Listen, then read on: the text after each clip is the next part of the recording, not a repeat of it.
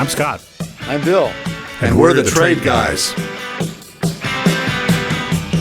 You're listening to The Trade Guys, a podcast produced by CSIS where we talk about trade in terms that everyone can understand.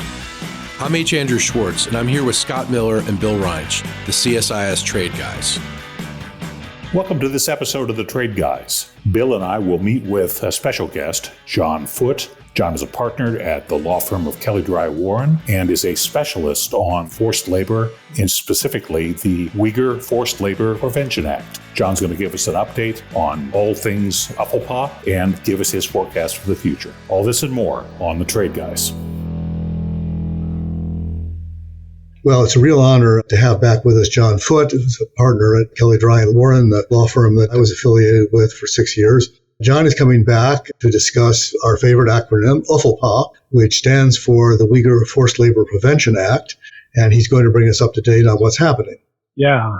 Well, thanks so much for having me on. It's great to be back with both of you again here on The Trade Guys. Look, the Uyghur Forced Labor Prevention Act, from my standpoint, is having a pretty dramatic impact on the trade landscape. I think you'd be hard-pressed to find another law that has had such a dramatic impact on trade in such a rapid period of time, particularly a law that isn't officially a trade law, right? It wasn't enacted as part of trade legislation. It wasn't enacted and codified as part of Title 19 of the U.S. Code, which kind of, in my mind, is sort of where you look for trade laws. That's the customs statute within the U.S. Code. This is a human rights law. It's specifically a presumption that invokes the application of the forced labor import ban, Section 307. It has been put to pretty dramatic effect, which is to say there has now been several $1 billion worth of trade that has been targeted for enforcement by U.S. Customs, which is a pretty meaningful amount of trade by any standard, by any metric. I think if you listen to people within the ecosystem, there are a wide range of opinions about this law. It's the best law ever. It's the most important law ever. It's incredibly important from a human rights standpoint that the United States was able to sort of look at a major instance of state-sponsored forced labor and then take action against it by establishing this kind of a presumption and actually seeing commercial enforcement against it, enforcement against commerce. There's also a lot of what I view as legitimate complaints about the law, which is to say it has certainly impacted trade that ultimately is not linked to forced Uyghur labor at a pretty remarkable scale. It's an interesting phenomenon about the law itself is that Customs is reporting out a certain amount of data on the law in the form of this UFLPA dashboard. And front and center on the UFLPA dashboard are statistics about the volume and the number of shipments within different categories that have been targeted for detention, and then ultimately the resolution of those detentions. And there's essentially three resolutions that are captured on the dashboard. You have merchandise that has been rejected entry into the United States. You have merchandise that has been released into the United States following customs review. And you have the merchandise that is still pending review by CBP. So merchandise released into the United States. This is merchandise that was detained at the border out of some concern or theory on the part of Customs that perhaps there's a supply chain link to forced Uyghur labor. And then this merchandise has ultimately been determined not to be subject to the UFLPA, and it has been released into commerce in the United States. And that number has fluctuated a little bit from month to month, but it has hovered right around 50%. And what that means is of all merchandise that has been fully adjudicated by Customs to date. What that means is that approximately half of all the merchandise that has been impacted by the UFLPA has been definitively found by U.S. Customs not to be subject to the law. It has no supply chain connection to forced Uyghur labor. It has no supply chain connection to forced labor. It has no supply chain connection to the Xinjiang Uyghur Autonomous Region. And yet, it was subject to detention. It was subject to, the full spate of requirements associated with detention activity, which means the production of a lot of traceability documentation, very meticulously constructed and put together. This is a huge impact on trade that is not ostensibly within the scope of the law. And of course, we know about it because of the way that Customs is reporting the stats, which is interesting in its own right. But, I can't think of any other law that operates this way in the world of trade. Maybe that's because it isn't a trade law. It's a human rights law that's impacting trade. You can imagine sort of anti-dumping duties being applied on merchandise, but like half of the merchandise that are being charged anti-dumping duties aren't in scope of an anti-dumping proceeding, or, export controls on a particular variety of merchandise, but half of the merchandise that has actually been restrained from sale and for export isn't within the scope of the ostensible export control. You sort of can't find another example that even makes any sense in the context of trade, but it certainly has been impactful, and it's difficult to say that it has been particularly effective at finding merchandise with a supply chain link to forced Uyghur labor. Why is this? Do the customs folks simply not know what they're doing, or is it just really complicated to figure this out and they err on the side of detentions? I'm almost aggressively defensive of U.S. Customs and Border Protection. That is sort of the first place you would look. Like, whose fault is it? Are these bozos who are enforcing it? And the answer is no. Like, U.S. Customs is doing, in my view, what I have been able to observe is I think their level best to enforce a law that was not crafted with any consideration of like how the thing would be enforced. And what I mean by that is that the UFLPA, it jumps in midstream, right? It applies the presumption to merchandise that was wholly or in part made in the Xinjiang region or by a listed entity, but it just sort of assumes that customs is able to identify such merchandise. It can just tell what merchandise was made in the Uyghur region or by a listed entity. And that's simply not true. It's not possible for customs to look at merchandise coming across the border and know a priori what the supply chain looks like. It's difficult for companies sometimes to know what their supply chains look like, and customs has less visibility than companies do. But nevertheless, that was the statute that was enacted. So it jumps in midstream, and as a result, customs is charged with enforcing the law that Congress enacted. And given that this is the law Congress enacted, customs is doing the only rational thing it could do, which it is identifying merchandise for which it believes there is a credible basis to suspect that that merchandise has a supply chain link to the Uyghur region or to a listed entity. It's making essentially educated guesses. It is trying to pick out targets that seem reasonable given the evidence that customs is able to accumulate. And it's still only about half right. And they're still only about half right. Now, whether they're doing a good job or not, we could evaluate them based on the output of the statistics, but we also don't know exactly how they go about picking targets. That is regarded as a matter of extreme confidentiality by U.S. Customs and Border Protection. It is a separate question from the entity list. The entity list is interesting, but not particularly relevant to the question of which targets Customs is going to pick out. Customs has put up a little bit of information, but by and large, very little is understood about what it picks, how it picks, other than what you can sort of reverse engineer when you actually look at any individual detention. Now, if I'm an importer or a distributor and one of my shipments is considered suspect and is detained by customs, and I manage to prove my innocence and get it released, I get my stuff back some months later, okay? And how many months, by the way? But is there any remedy?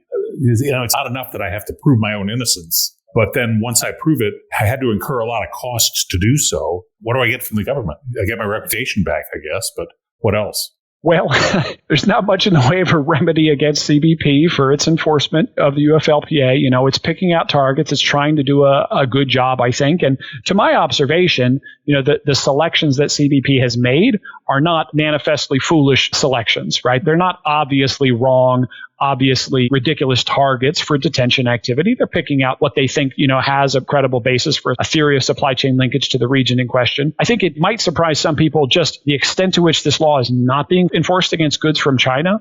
For a long time, goods from Malaysia have led, as have goods from Vietnam. And recently, Thailand took over the third highest in terms of value, the number of detentions and the value of detentions. China is actually a pretty distant fourth, and it's hovering right around 11% of all detention activity by U.S. Customs. Is only targeting, about 11% of it is goods that are country of origin China. So that might surprise some people, to the extent they think that UFLPA is really, a law that is targeting, Chinese origin goods. Really overwhelmingly to, 90% of it is being targeted at merchandise manufactured outside of China on a theory of supply chain linkage, a theory of potential connection to the region. If you get, your shipment cleared, that's regarded as a good outcome under the law. If you have the unfortunate experience of having detention activity, what I would say is that I have observed to a certain extent that the CBP algorithm in selecting targets for detention activity tends to favor and reward companies that do well in navigating the detention activity, which is to say, if a company does a good job clearing shipments, that doesn't necessarily mean you won't get shipments detained in the future.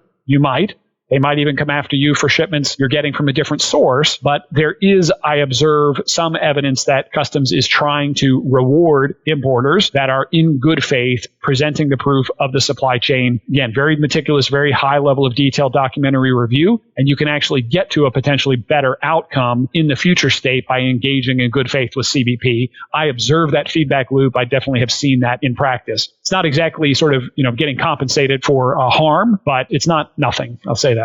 Originally, I think most of the focus here was on cotton, textiles, apparel, tomatoes, and polysilicon. But I gather recently they've started to branch out and broaden their enforcement scope, since the statute doesn't limit it. It's a matter of I think, resources. And there's been a recent set of back and forth with Congress about automobiles and auto parts. Can you talk a little bit about both autos and about the broadening scope of the enforcement generally?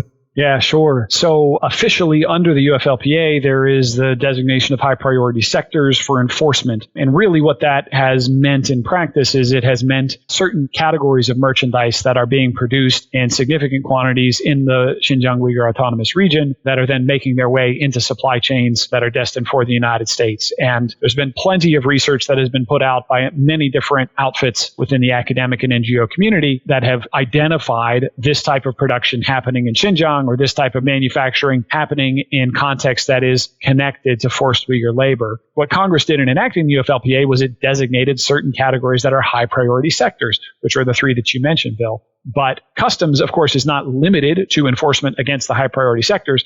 It simply must ensure that it dedicates a significant amount of resources to enforcement against those high priority sectors.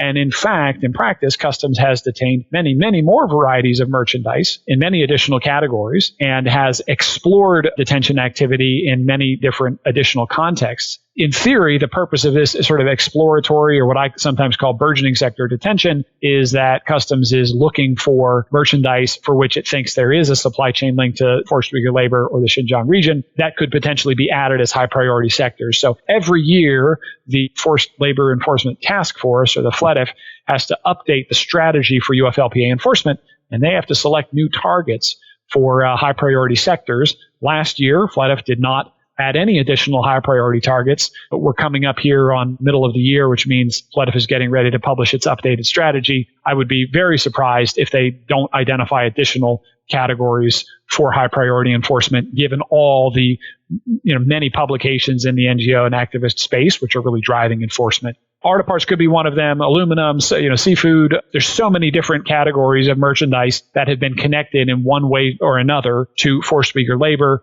outside of Xinjiang or to the region itself. Any number of those could be selected by FLETF for inclusion. Let's go back one step. Seafood from Xinjiang? Yeah. So a lot of folks ask that question. The reporting has indicated that it's processors of seafood, particularly in eastern China, that have participated in the social programs of concern. So it's the Uyghurs in somewhere else, not in Xinjiang. Exactly. And that's really the part of the whole challenge associated with UFLPA is that, you've got this region that is a complete surveillance state in far northwest China that is designed to exert maximum pressure and maximum control on the population there, which is overwhelmingly Uyghur and other ethnic minorities. But then you also have the social programs of concern. That's the term that I use for it, which is the social programs that require Uyghurs to leave Xinjiang and get into a labor transfer program as part of the domestic migrant worker apparatus that exists within China. And so they'll be moved to manufacturing locations elsewhere in China. It's an offer you cannot refuse if you are Uyghur. You have no credible option to opt out. You simply have to go.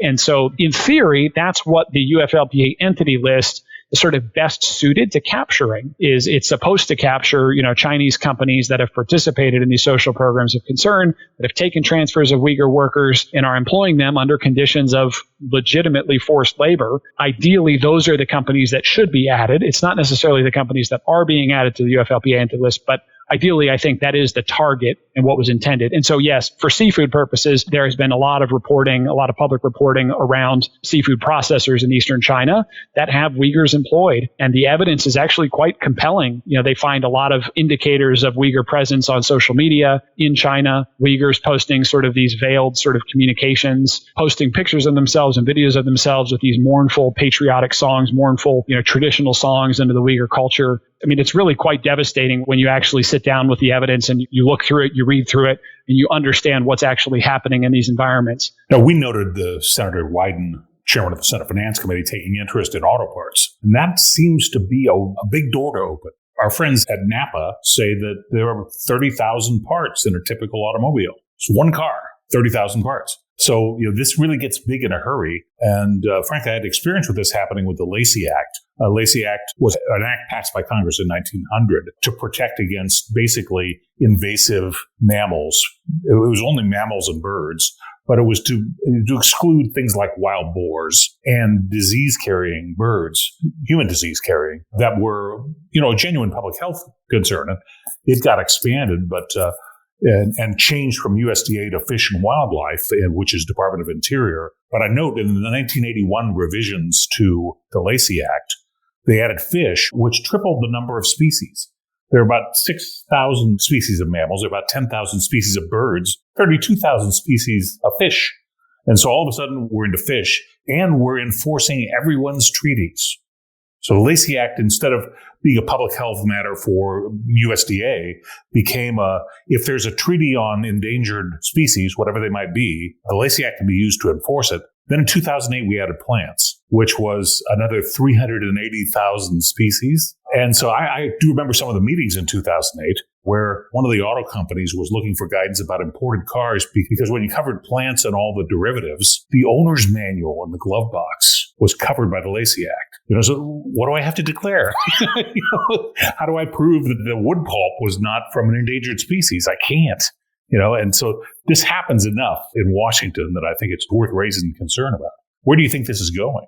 Yeah, I appreciate the question very much. And I think the answer that I'd give to it is, the reason why you are talking to a trade compliance lawyer, a customs lawyer about UFLPA, which is that, the question of a supply chain linked to forced labor is a very detailed and fact-specific question. Supply chains are, as we know, large and very complex, almost organisms, right, which result in the production of merchandise. And if what is in scope of enforcement, and what is in scope of enforcement is anything with a supply chain linked to forced Uyghur labor, or to forced labor generally, and that is what's in scope of enforcement under the forced labor import ban, then the answer sort of what you're paying attention to is highly fact-specific. And in the absence of specificity about what the supply chain looks like, in the absence of visibility into the supply chain, inevitably more merchandise is going to be suspected of a link than is going to actually ultimately have the link. So I think you see that in the context of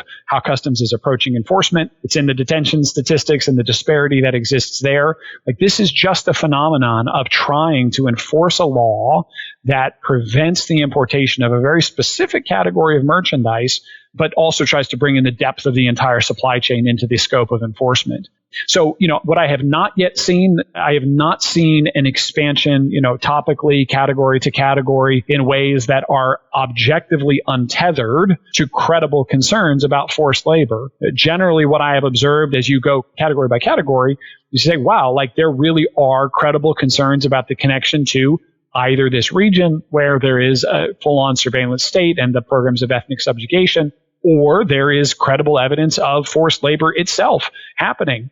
And that is inherent in the nature of supply chains. It's inherent in the nature of the concept of taint and the concept of, well, once this merchandise sort of gets consumed at the next stage or tier in the supply chain, then sort of everything at that stage is potentially tainted, and so on and so forth. It has an inevitable snowball effect unless you are able to be specific, unless you are able to be precise. And quite frankly, the law is not well suited to precision. If you spend any time sort of listening to anything I've had to say or write about this law, it's that message over and over, which is that the law was not built for this purpose. It is a powerful idea of a law, 54 words worth from the forced labor import ban, that has now been sort of subject to an important application, arguably the most important application, which is a large instance of state-sponsored forced labor targeting millions of individuals in a key geopolitical rival of the United States.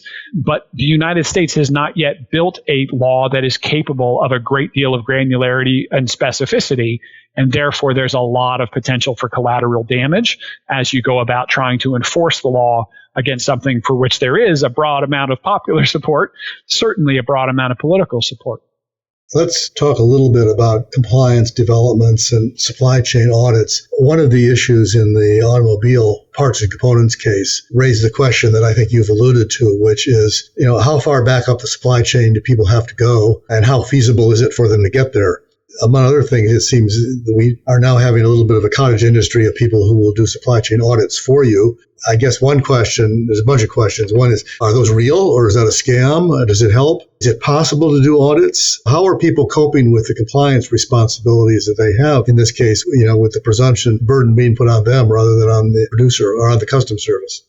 Great question. What I would say is that one of the really interesting and great consequences, I think a great consequence of a lot of work that has been done now in the Section 307 post-UFLPA environment, is that there is a much more coherent understanding of the state of play regarding supply chains and enforcement, and sort of how these two different things are intersecting, how enforcement is intersecting with a complex global supply chain. And a couple of the key principles that I'll say have really broad uptake in my observation on the part of industry, CBP, and even the NGO community. One is the concept of supply chain mapping, which is just identifying the parties that are a part of the supply chain, right, beyond tier 1, tier 2, tier 3, however far back you need to identify that concept. Who is in the supply chain? That concept is just referred to as supply chain mapping. Then there comes the question of, well, can you prove what a supply chain looks like? And in U.S. Customs view, the way you prove what's in a supply chain is you produce it through commercial documentation. You show things like purchase orders and invoices and proofs of payment and trucking records and warehouse receipts and bills of lading and all the commercial documentation that gets generated in the ordinary course of business. Customs is doing the really difficult work of taking that information in, looking at it, digesting it, and deciding whether or not it is a depiction of reality. That's supply chain traceability. The question of audits is a little bit different, because the question of audits is about whether or not a particular supplier has engaged in forced labor. Now, this is a really difficult question in the context of forced Uyghur labor and forced labor in China specifically. If a company wants to sort of rely on a Chinese supplier, that perhaps there have been allegations that that company has participated in forced labor, the question is, well, how could you go about continuing to do business with that supplier? And one potential approach is, well, we could try and do an audit. But I think the critique on doing audits of that supplier for social compliance purposes, for forced labor purposes, is that this is obviously disfavored activity in China, right? So if the government does not approve of auditors coming in, sort of having free and fair access to interview employees, to actually, look for the evidence and the indicators that would demonstrate that there are Uyghur workers present who may have come in through one of these social programs that, again, present an offer they cannot refuse. Well, what are you doing if you're trying to do this audit? And the answer is like, there is no credible way to do an audit in China to rehabilitate a supplier for which there is credible evidence that that supplier is engaged in forced labor, particularly involving the Uyghur community. At the same time, the NGO community has tried to sort of push this a bridge further and say, actually, all social compliance audits are a waste of time. They aren't delivering value. They aren't sort of helping actually change outcomes for workers, and therefore there is no value at all. And that, to me, is a slightly different question than the question in China, than the question of forced Uyghur labor. It's an interesting question. And I guess my reaction to it is, I think you ought to be very careful before you say there is no role for having an independent auditor come in to a working environment and evaluating conditions in that working environment and providing an independent report that sort of justifies what is or is not happening in that context. So there's certainly an agenda out to kind of discredit all audits, all social compliance audits, all supplier audits that try to touch on the forced labor issue. It seems to me perhaps ill-advised, because I think there is a lot of value that can be achieved, that can be unlocked by hiring an independent third party to come in and evaluate working conditions. I think it's also just important to be realistic, though, about the limitations associated with that. And those limitations include, obviously, most importantly, instances where the state is engaged in trying to prevent that type of auditing from happening. But also, I think it's important to recognize the critique of these social audits, which is simply to say, if you try to look for evidence across a long time scale, and I think the folks at Cornell ILR School have done a really great job of publishing and documenting this. If you try to look at the private efforts of regulating global supply chains and you say, is there any tangible evidence that workers have done better as a result of these kinds of programs? The answer is the evidence is difficult to come by. I think in individual instances, anybody who runs a program of these could point to examples and say, hey, here we got an audit. It was bad results. We remediated. We developed a compliance action plan, and it generated a better result for the workers in question. But if you try to look at it on a macro scale, it's much more difficult to sort of observe those patterns and those trends in process. And it's hard to sustain or transfer from one category of products to another. I remember Conflict Diamonds, which was relatively successful in achieving its objectives. They tried to translate it into conflict minerals.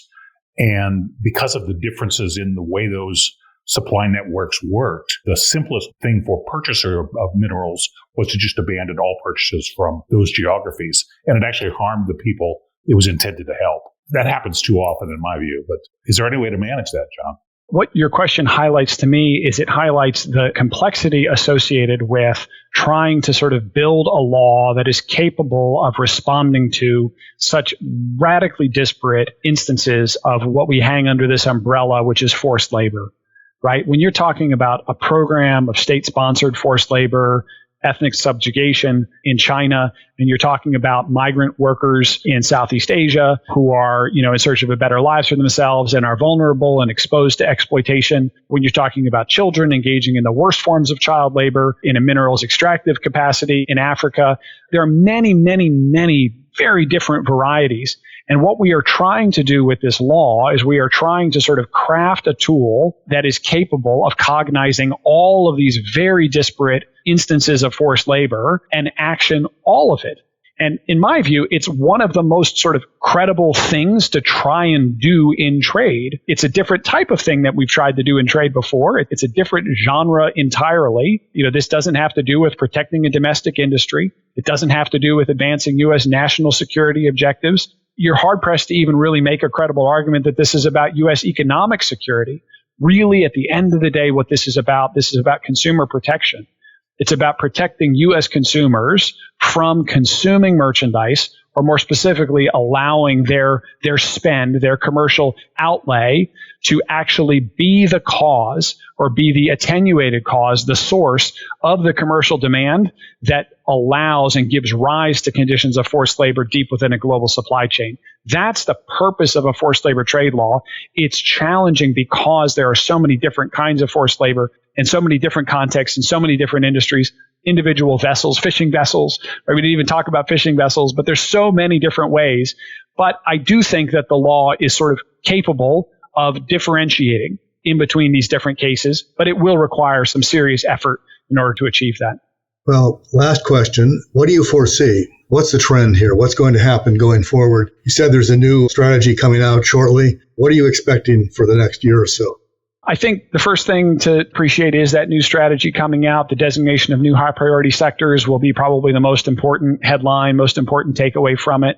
I think another sort of key thing to watch is if there is a shift in the presidential administration, if President Trump returns. I think that what you have observed, even though you see a lot of polysilicon detentions on the part of CBP, a lot of solar panel detentions, there's obviously, I think, a countervailing concern within the Biden administration, that may have limited the impact of enforcement. I would expect that to sort of disappear entirely if Trump comes back into power. I would say on the legislative front, we see a lot of, bills that get introduced that sort of look at the last, what people think is the last great idea, which was the UFLPA, and try to replicate that and apply that into a new context. And, whether or not you think the UFLPA was a great idea or whether you think it was important and a great idea, but just not well executed, probably has a lot to do with how you feel about these new proposals. But they're certainly quite popular right now. There's a lot of effort afoot to sort of attach, additional consequences. Ultimately, what I think has to happen is I think there has to be a reckoning with, does the United States actually want to enforce trade laws against goods that are made with forced labor? If the answer to that question is yes, there is a more coherent, more rational way to do it, but it would require some real innovation and some actual output, some generation from Congress on that front. I don't know whether there is appetite to do that. So I certainly expect that the present state will continue. The other thing that I should just mention is, the expansion of the entity list. Just recently we had a really significant expansion. 26 new companies were added to the entity list. And it had a dramatic increase in the number of Chinese companies that were added to the list, but it also had a really important conceptual sort of shift. And what it has done is created, I think, a lot more uncertainty around UFLPA than existed there in the past. The entity list is the list of companies that is subject to the presumption, right? It's the region plus the companies. I've already told you I thought the most important use of that list is to capture companies outside of Xinjiang that have participated in forced labor. That's what we want to be capturing with the enforcement. Well, a lot of the companies that were already on the entity list are companies in Xinjiang that have participated in forced labor, which is arguably duplicative of the regional presumption. But now, almost all of the 26 entities that were just added to the entity list are not actually accused of participating in forced labor. They're simply accused of having received content from the Xinjiang region at one point in time. So the U.S. government found evidence that cotton was shipped from Xinjiang to these companies. They've now been added to the entity list, which potentially increases the extent of enforcement. But there's a significant mismatch because these companies are not involved in any sort of production, mining, or manufacture capacity. And that's the only thing that's in scope of the UFLPA. And if you actually read the Section 3, the rebuttable presumption of the UFLPA, it only applies to companies on the entity list that are involved in producing a good. And you can arguably say if you're just in a buy-sell capacity or your warehouse or cotton sort of passes through that particular node in the supply chain, they're not engaged in a production capacity. And this is just another example of the many that I've highlighted, which is that this law is incongruous with the balance of Title 19. It's incongruous with Section 307. It's incongruous with everything because it wasn't sort of thoughtfully crafted to capture, exactly what it intends to capture, which is forced labor in individual supply chains, to incentivize identification of that forced labor and to incentivize the eradication of that forced labor. So at some point, some of these latent defects or uncertainties or incongruities within the law are going to become more manifest. And I think that's going to inspire some folks to want to do this in a different way.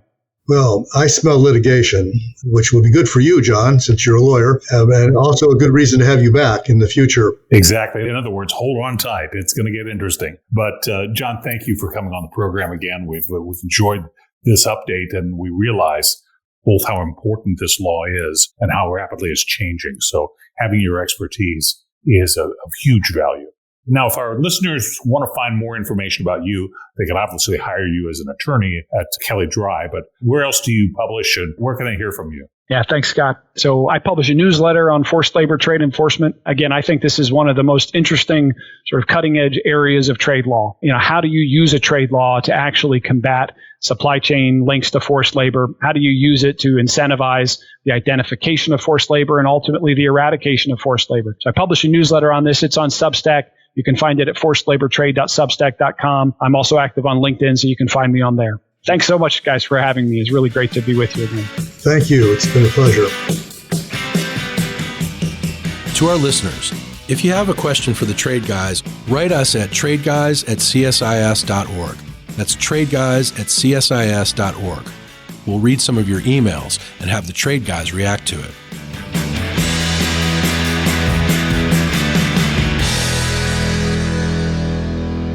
You've been listening to The Trade Guys, a CSIS podcast.